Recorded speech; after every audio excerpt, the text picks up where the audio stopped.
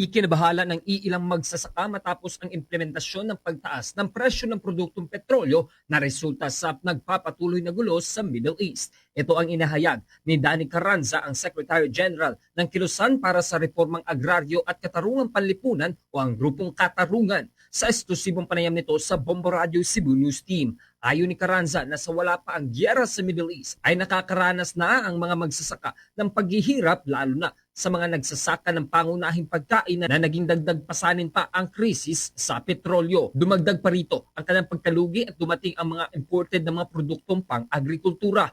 Kaya naman na nagbigay na lang ito ng pamahayag na posibleng mawala na ng pag-asa ang iilang kasamahan nila dahil hindi na makakahanap buhay ang pagkalugi sa pagsasaka sa bansa. Dagdag pa nito na isa din sa mga dapat tingnan ng gobyerno ang level ng kahirapan at gutom sa bansa kung saan tumataas ang naitalang separated poverty at self-rated hunger bago pa man ang nangyaring tensyon sa Middle East. Inaasahan na nilang mas tataas pa ang bilang na ito sa mga susunod na linggo kung hindi magkakaroon ng pag-stable ang presyo ng produktong petrolyo. Alam nyo, wala pa kasi itong sigalot sa Middle East. Marami ng problema pinakaharap ang magsasaka, no?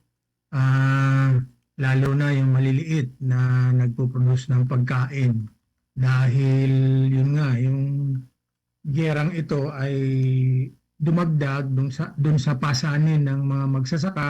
Mula rito sa lungsod at lalawigan ng Cebu, ako si Bombo Ken Apor. This is Bombo Radio Philippines, the #1 and most trusted source of news and information. Basta Radio.